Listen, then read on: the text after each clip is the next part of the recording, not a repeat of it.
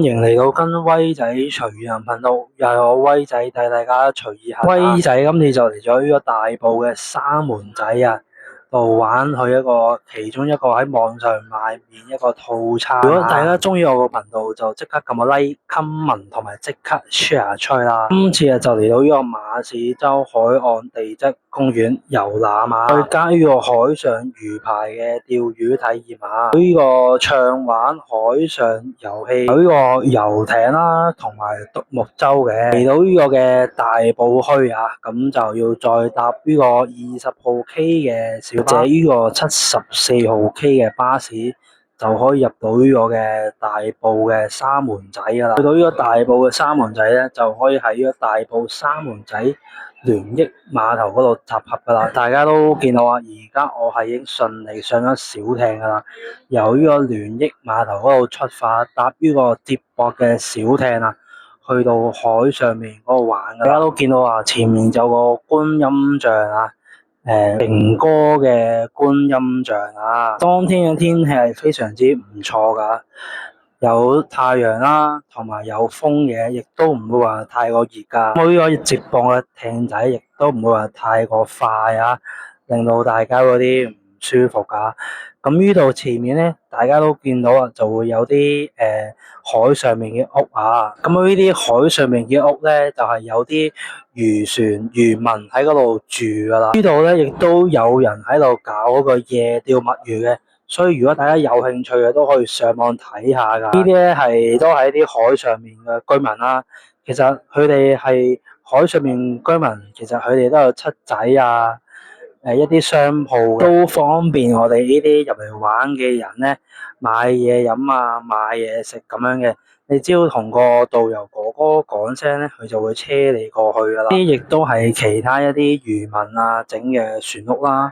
咁亦都會有啲夜釣嘅一啲活動喺度噶，一啲barbecue啊，都會有啲喺度搞嘅。呢度咧四面環海啊，所以如果大家放假過嚟，一休息下都係一個唔錯嘅選擇嚟噶。大家都見到話，去山頭嘅另一邊啊，就係一啲大海嘅一個方向啊，雖然分唔清啊邊個船屋打邊個，但係佢哋係一定會有啲海上面居民喺度住啊。而呢個導遊咧，亦都係喺海上面住嘅。導遊哥哥仲話好享受海上面嘅生活添，佢揸住一個快艇啊，其實大概都係約5分鐘咧，就會去到嗰個船屋噶啦。大家都見到啦。前面嗰個有旗嗰個位咧，就係一啲比較大戶人家喺度住一個地方啊。通常咧，佢哋喺度住嗰啲漁民咧，都會有養下蠔啊，養下青口，又或者定期啊搞下啲活動嘅，都會有嘅。今天嘅集合時間啦係10點鐘啊，不過威仔去到嘅時間已經係去到10點半噶啦。不過個導遊都唔介意，其實都會你通知佢一聲，佢都會過嚟接你嘅。時快那時慢啊，話咁快就到咗佢哋今次活動嘅船屋啊！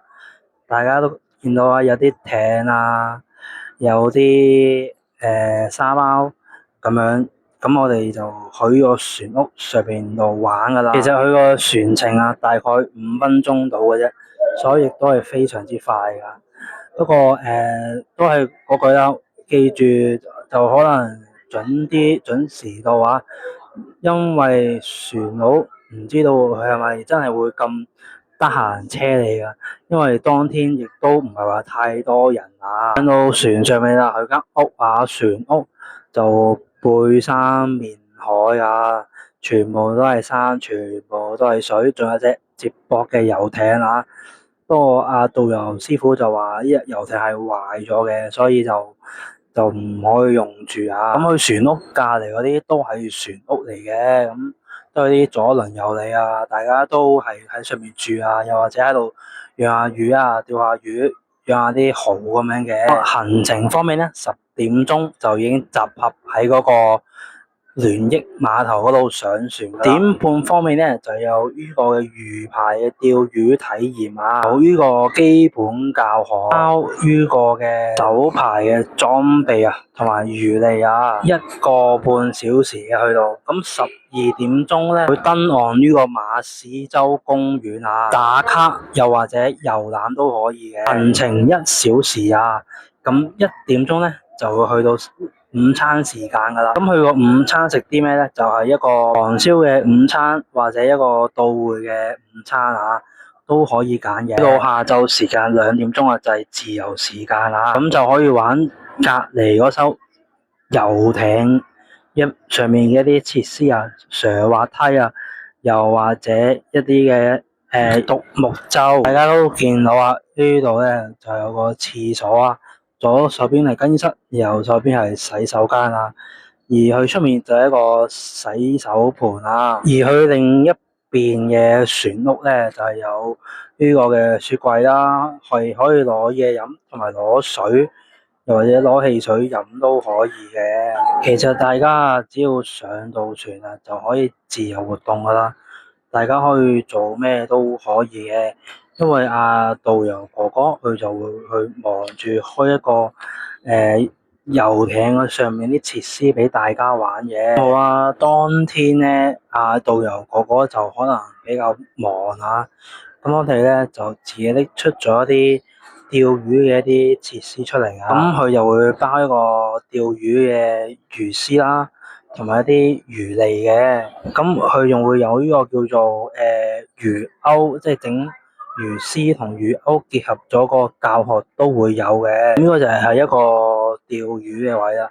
其實大家見到可能個水啊比較青色啊，其實實質上佢個水咧係比較藍藍地噶，可能係個陽光嘅問題啊。咁佢側邊生滿晒嗰啲海苔啦，同埋大家都見到啊，佢個魚咧其實都有好多嘅。係啊，佢有好多條魚都係喺度游啊咁樣嘅，有大有細啊啲魚，全部都係識游嘅，好新鮮，好生猛啊都。呢一個位咧，魚排呢個位咧，其實佢亦都會自家養殖一啲青口啊同埋生蠔俾自己嘅。不過威仔啊，經過幾番嘅嘗試啊之後啊，釣魚啲魚係好聰明噶，淨係食咗你個魚餌咧，之後佢就會走噶啦。一啲都唔會願者上釣嘅感覺啊！威仔大概釣咗1個鐘頭嘅時間咧，咁就準備去食呢個 lunch 啦。今日嘅 lunch 咧係一個韓燒嘅一個 BBQ 嚟㗎。咁我哋亦都下一集再講啦。咁今日嘅條片就去到呢度啦。如果大家鍾意威仔嘅片，就記得撳個 like、comment 同埋分享出去啦，拜拜。